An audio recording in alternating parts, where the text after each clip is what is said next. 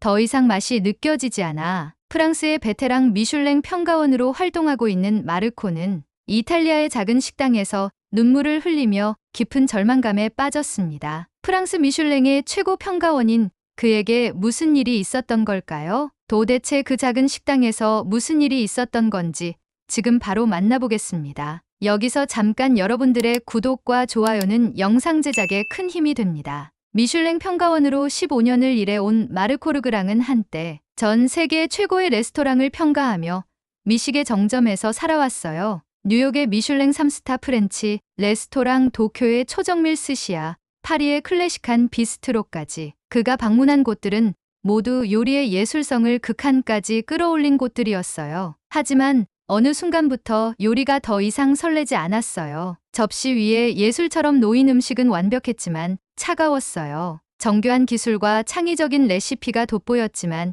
인간적인 따뜻함은 느껴지지 않았어요. 손님보다 평가원들을 위한 요리 같았고 그 안에서 진정한 미식의 의미를 점점 잃어갔어요. 그에게 미식이란 단순히 미쉐린 가이드의 기준에 맞춰 평가하는 것이 아니었어요. 요리는 사람을 위한 것이어야 했고 따뜻함과 감동이 담겨 있어야 했어요. 하지만 이제 그는 별점을 매기는 기계가 된 것만 같았어요. 그러던 어느 날 그는 우연히 2016년 미쉐린 가이드 서울이 첫 에디션을 출간한다는 소식을 접했어요. 한국 음식이 세계적으로 주목받고 있으며 서울에는 미쉐린 스타를 받은 식당들이 점점 늘어나고 있다는 소식이었어요. 그는 미쉐린 가이드 공식 웹사이트에서 익명의 평가원 인터뷰를 읽었어요. 한국 외식업계의 발전 속도와 미식 문화에 대한 관심은 놀라웠어요. 한식의 세계화 가능성은 매우 크며 한국 음식 자체가 세계화를 준비하고 있다고 느꼈어요. 한식이 세계화를 준비하고 있다고요?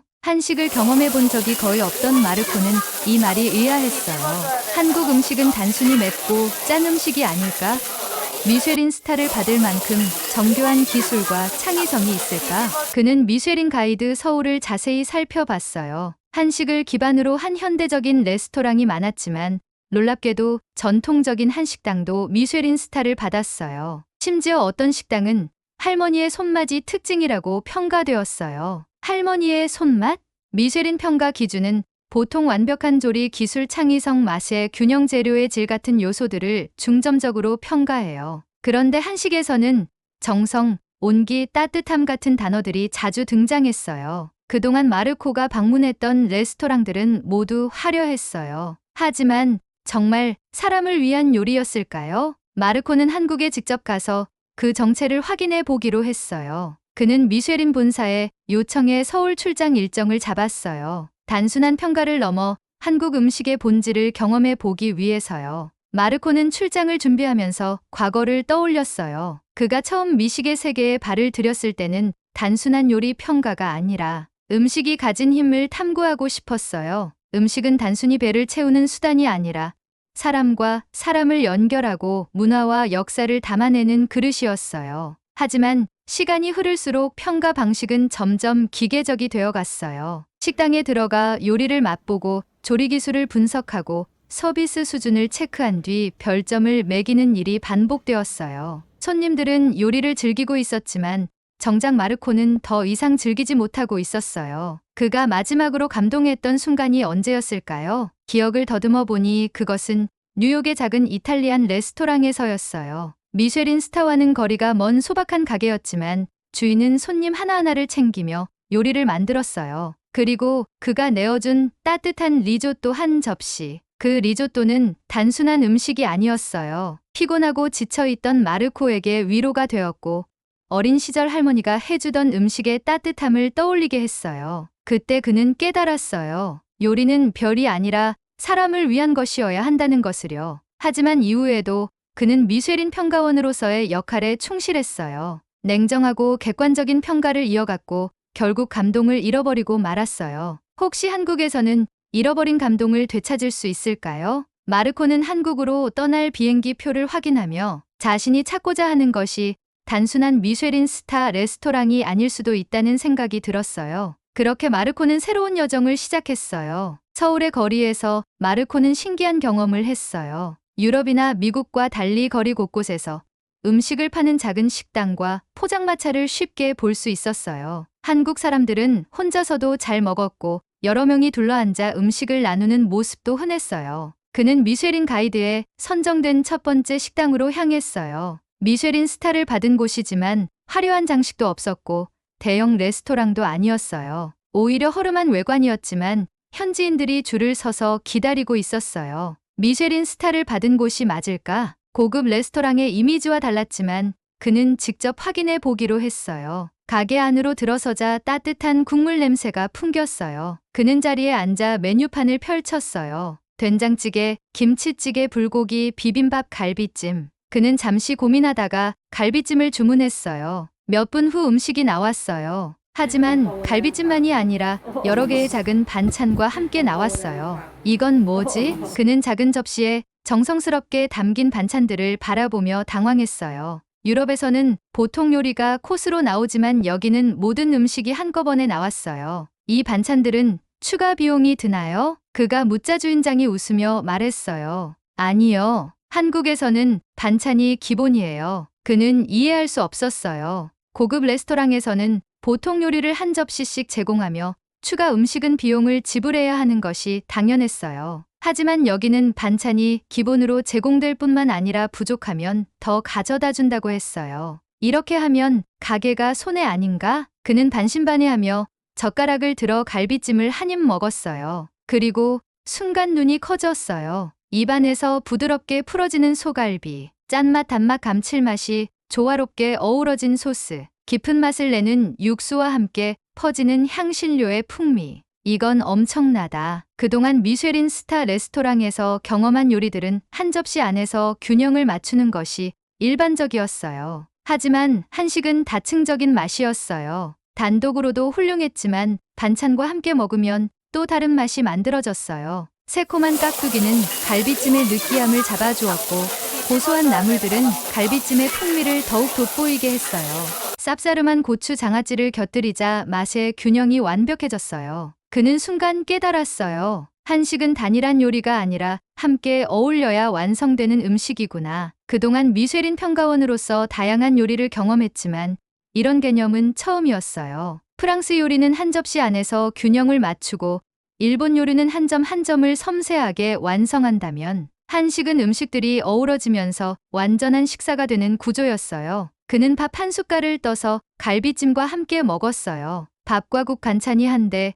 어우러지며 완전히 새로운 차원의 맛을 만들어냈어요. 천천히 드세요. 주인장이 웃으며 말했어요. 그는 문득 주변을 둘러보았어요. 다른 테이블에서는 사람들이 함께 음식을 나누며 대화를 나누고 있었어요. 서로의 마음을 나누는 식사, 이것이 한식의 본질인가? 그날 이후 마르코는 미쉐린 가이드에 선정된 다양한 한국 식당을 다녀보기로 했어요. 전통 한식당, 현대적인 한식, 파인다이닝, 퓨전 한식까지. 그가 방문한 한정식집에서는 정갈한 반찬과 코스로 나오는 한식의 우아함을 경험했고, 작은 국밥집에서는 뜨끈한 국물 한 그릇이 주는 위로를 느꼈어요. 어느 날은 노포라고 하는 오래된 식당에 갔어요. 그곳에서는 백발의 할머니가 직접 음식을 만들어 주고 있었어요. 그가 주문한 김치찌개가 나왔어요. 깊고 진한 국물에서 묵은 김치의 깊은 맛이 퍼졌어요. 할머니는 따뜻한 목소리로 말했어요. 너무 빨리 먹지 말고 천천히 드셔요. 그는 할머니의 말을 듣고 순간 멍해졌어요. 그동안 그는 맛이라는 개념을 기술적으로만 분석했어요. 하지만 이곳에서는 요리에 정성이 담겨 있었어요. 그리고 문득 깨달았어요. 한식은 단순히 배를 채우는 것이 아니라 감정을 담아내는 음식이구나. 그는 몇 년 전 뉴욕에서 먹었던 리조또를 떠올렸어요. 지친 하루 끝에 먹었던 그 한 접시는 단순한 음식이 아니라 위로 그 자체였어요. 한국에서 그는 같은 감정을 느꼈어요. 음식이 맛있다는 것 이상의 감동. 그는 한 가지 확신을 하게 되었어요. 음식의 가치는 별이 아니라 사람의 마음에 있다. 그가 미쉐린 평가원으로서 평가해온 것은 기술적인 완벽함이었어요. 하지만 지금 그는 음식이 주는 감동을 다시 찾고 있었어요. 그는 자신이 찾던 것이 무엇인지 어렴풋이 알 것 같았어요. 마르코는 한국에서의 미식 여정을 계속하며 한식의 깊이를 경험하고 있었어요. 매일 새로운 음식을 맛보았고 한식이 단순한 요리가 아니라 사람을 위한 따뜻한 음식이라는 걸 점점 깨달아 가고 있었어요. 하지만 그는 아직 한국의 미식 문화에 완전히 익숙해지지 못했어요. 그러던 어느 날 그는 미쉐린 가이드에서 별을 받은 한 유명한 식당을 방문했어요. 전통적인 한식당이 아니라 한식을 현대적으로 재해석한 고급 다이닝 레스토랑이었어요. 미쉐린 2스타를 받은 이곳은 창의적인 한식 요리로 해외 미식가들에게도 유명했어요. 그는 설렘 반 의구심 반으로 자리에 앉았어요. 과연 전통 한식과 어떻게 다를까? 주문한 요리가 하나씩 나오기 시작했어요. 플레이팅은 유럽의 고급 레스토랑 못지않게 정교했고 재료의 조합도 독창적이었어요. 김치를 이용한 가벼운 에피타이저, 전통장을 활용한 메인 요리 그리고 고급스러운 디저트까지. 맛은 훌륭했어요. 하지만 그는 무언가가 조금 낯설었어요. 음식이 예술 작품처럼 완벽했지만 이전에 경험했던 따뜻한 한식의 정서와는 다른 느낌이었어요. 그는 마지막 디저트를 마신 후 셰프와 이야기를 나누고 싶어졌어요. 셰프님, 이곳의 요리는 전통 한식과는 많이 다르군요. 셰프는 미소를 지으며 대답했어요. 전통을 유지하면서도 현대적인 감각을 더하려고 했습니다. 한국 음식이 세계적으로 인정받기 위해서는 변화도 필요하니까요. 그는 셰프의 말을 이해했지만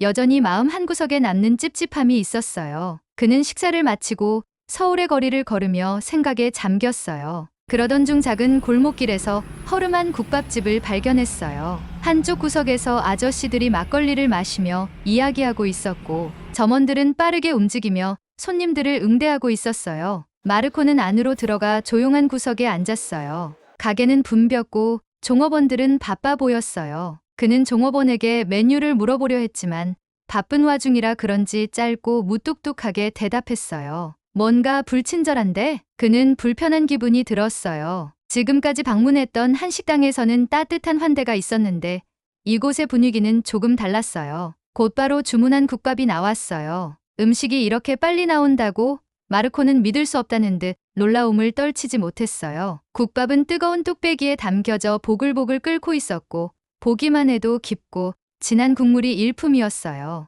하지만 그는 여전히 기분이 좋지 않았어요. 그때 옆 테이블에 앉아있던 한 한국인 아저씨가 그를 빤히 쳐다보았어요. 마르코는 순간 긴장했어요. 내가 뭘 잘못했나? 그런데 갑자기 그 아저씨가 자신의 국에 밥을 넣고 수저를 푹 담그더니 국물과 밥을 함께 몇 숟갈 떠서 마르코에게 덜어주었어요. 그리고 나서 이렇게 먹어봐요 라고 말하듯 손짓을 하였어요. 마르코는 당황했어요. 하지만 아저씨의 표정은 진지했어요. 그는 순간 머뭇거리다가 국물을 한 입 떠먹었어요. 그리고 깜짝 놀랐어요. 옆 테이블 아저씨의 국물은 자신의 것보다 훨씬 진하고 깊은 맛이 났어요. 아저씨는 웃으며 말했어요. 처음 왔으면 진짜 배기를 먹어봐야지. 그러고는 종업원을 불러 더 진한 국물을 가져다 달라고 했어요. 그제야 그는 깨달았어요. 이곳의 종업원들은 바빴지만 손님들을 소홀히 대하는 것이 아니었어요. 한국 사람들은 말수가 적어 보일 수 있지만 관심을 행동으로 표현하는 문화였어요. 그는 한국의 정이 말로만 전달되는 것이 아니라 작은 행동과 배려로 표현된다는 것을 조금씩 이해하기 시작했어요. 국밥을 다 먹고 난 후 그는 주변을 둘러보았어요. 다른 손님들이 계산을 마친 후 한쪽 구석으로 이동하는 모습이 보였어요. 그곳에는 작은 커피 자판기가 놓여 있었어요. 그는 궁금해서 다가가 보았어요. 자판기에는 커피, 코코아, 우유 같은 다양한 메뉴가 있었어요. 그는 종업원에게 물어보았어요. 이 커피는 따로 계산해야 하나요? 종업원은 웃으며 손을 저었어요. 아니요, 무료예요. 한국 식당에서는 밥을 먹고 나면 보통 후식으로 커피를 무료로 제공해요. 그는 놀랐어요. 식사 후에 무료로 커피를 제공한다고? 그는 자판기에서 믹스커피를 한 잔 뽑아 보았어요. 따뜻한 컵을 손에 들고 한 모금 마셨어요. 달콤하면서도 부드러운 맛. 그는 다른 손님들을 관찰했어요. 혼자 온 손님도 친구와 함께 온 손님도 식사를 마친 후 자연스럽게 커피를 마시고 있었어요. 그는 깨달았어요. 이건 단순한 커피가 아니야. 식사의 마무리야. 커피 한 잔으로 마무리하는 것이 한국 식문화의 일부였어요. 단순히 배를 채우는 것이 아니라 식사의 여운을 즐기는 방식이었어요. 그리고 한국은 커피를 마시지 못하는 사람들을 위한 배려도 있었어요. 자판기에는 코코아와 우유도 준비되어 있었어요. 그는 속으로 중얼거렸어요. 한국 음식은 기술이 아니라 배려와 감정이구나. 이 모든 것이 별점으로 평가할 수 없는 가치였어요. 그는 처음 한국에 왔을 때 단순히 음식의 맛과 기술을 평가하려고 했어요. 하지만 이제는 음식이 단순한 요리가 아니라 사람과 사람을 연결하는 매개체라는 것을 이해하기 시작했어요. 그는 깊이 숨을 들이마셨다가 내쉬며 속으로 말했어요. 한국 음식은 단순한 미식이 아니다. 그것은 사람들의 마음을 나누는 방식이다. 그리고 그는 결심했어요. 그는 더 이상 단순한 평가원이 아니라 진정한 미식가가 되기로 말이에요. 마르코는 한국에서의 마지막 날을 맞이했어요. 그는 한국의 미쉐린 스타 레스토랑뿐만 아니라 골목길의 국밥집, 작은 김밥 천국 같은 분식집, 심지어 시장에서 파는 3,000원짜리 떡볶이까지 경험했어요. 처음 한국에 왔을 때 그는 한식이 과연 세계적 미식으로 인정받을 수 있을까라는 의문을 가졌어요. 하지만 지금은 확신할 수 있었어요. 한식은 단순한 음식이 아니다. 한국인의 삶, 정서, 문화가 담긴 하나의 언어다. 그동안 그는 미슐랭 평가원으로서 맛을 분석하고 조리 기술을 평가하는 데 익숙했어요. 하지만 한국에서는 완전히 다른 경험을 했어요. 음식이 단순한 미식이 아니라 사람과 사람을 연결하는 매개체라는 걸 배웠어요. 그는 공항으로 가기 전 마지막으로 한 식당을 방문하기로 했어요. 마르코는 숙소 근처에서 우연히 발견한 작은 백반집을 찾았어요. 이곳은 미쉐린 가이드에도 실리지 않았고 인터넷에서도 거의 찾아볼 수 없는 동네 식당이었어요. 그가 들어서자 허름한 인테리어와 다소 좁은 공간이 눈에 들어왔어요. 하지만 벽에는 단골 손님들이 남긴 메모가 빼곡하게 붙어 있었어요. 김치찌개 맛집. 사장님이 너무 친절해서 단골될 것 같아요. 이곳에서 밥을 먹으면 힘이 납니다. 그는 문득 한국에서 느꼈던 따뜻한 정이 떠올랐어요. 어서 와요. 혼자세요? 주인 아주머니가 활기찬 목소리로 맞아주었어요. 네, 추천해 주실 메뉴가 있을까요? 오늘은 고등어구이가 좋아요. 그는 테이블에 앉아 주위를 둘러보았어요. 작은 공간이지만 따뜻한 분위기가 느껴졌어요. 손님들은 서로 아는 사람들처럼 인사를 나누었고 주인장은 한 사람 한 사람을 세심하게 챙기고 있었어요. 잠시 후 고등어구이와 함께 갓 지은 쌀밥, 된장찌개, 그리고 다양한 반찬들이 차려졌어요. 그는 천천히 음식을 음미하며 생각했어요. 고등어구이는 유럽에서도 흔히 먹는 생선 요리지만 이렇게 따뜻한 느낌은 처음이야. 그리고 반찬을 하나씩 먹어보며 감탄했어요. 단순한 음식들이었지만 하나하나 정성이 담겨 있었어요. 그는 몇 년 전 뉴욕에서 경험했던 일을 떠올렸어요. 그때 그는 화려한 미슐랭 3스타 레스토랑에서 20가지 코스 요리를 경험했어요. 요리는 예술작품처럼 정교했고 셰프의 기술은 감탄스러웠어요. 하지만 그때의 식사와 지금의 식사는 전혀 다른 감동을 주고 있었어요. 뉴욕에서의 식사는 완벽했지만 인간적인 따뜻함이 없었다. 반면 지금 한국에서의 식사는 따뜻했고 마음이 채워졌다. 그는 깊이 깨달았어요. 음식의 가치는 별점이 아니라 사람의 마음에 있다. 식사를 마친 후 아주머니가 미소를 지으며 물었어요. 식사는 어땠어요? 마르코는 따뜻한 미소를 지으며 대답했어요. 정말 맛있었어요. 그리고 마음이 따뜻해지는 식사였어요. 그는 앞으로 미식을 평가할 때 별점이 아니라 음식이 사람들에게 주는 감동을 더 중요하게 생각하기로 했어요. 프랑스로 돌아간 후 마르코는 자신의 SNS와 블로그에 한국에서의 경험을 공유했어요. 그는 단순히 미쉐린 가이드에 실린 레스토랑 리뷰를 쓰는 것이 아니라 한국 음식이 가진 따뜻한 본질을 전 세계 사람들에게 알리고 싶었어요. 그가 쓴 글 중 한 구절이 사람들에게 큰 울림을 주었어요. 한국 음식은 단순한 요리가 아니다. 한국인의 정서와 따뜻한 마음이 담긴 하나의 언어다. 별이 아닌 사람들의 마음속에 빛나는 음식이다. 많은 사람들이 댓글을 남겼어요. 한국 음식을 다시 바라보게 되었어요.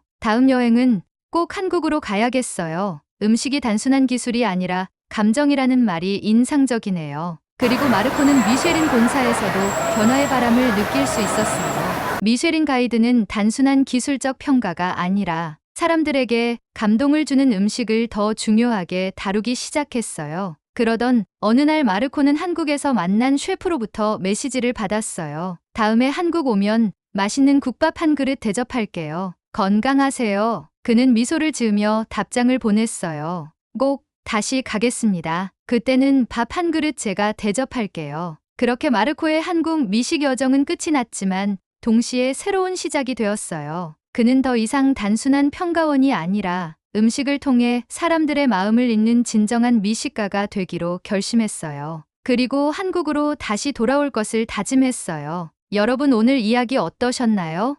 우리나라 음식은 단순히 맛을 넘어서 깊은 사랑과 정성이 담겨 있다는 것이 가장 큰 매력이 아닐까 싶네요. 미슐랭 평가원이었지만 반복되는 삶으로 무료했던 마르코가 한국 음식을 먹고 다시 한번 힘을 얻었듯이 여러분들도 맛있고 따뜻한 음식을 통해 힘을 얻으시길 바랍니다. 오늘 제가 전해드릴 이야기는 여기까지입니다. 구독과 좋아요를 눌러주시면 영상 제작에 큰 힘이 됩니다. 앞으로도 감동적이고 흥미로운 이야기를 선사해 드리도록 하겠습니다. 시청해주셔서 감사합니다.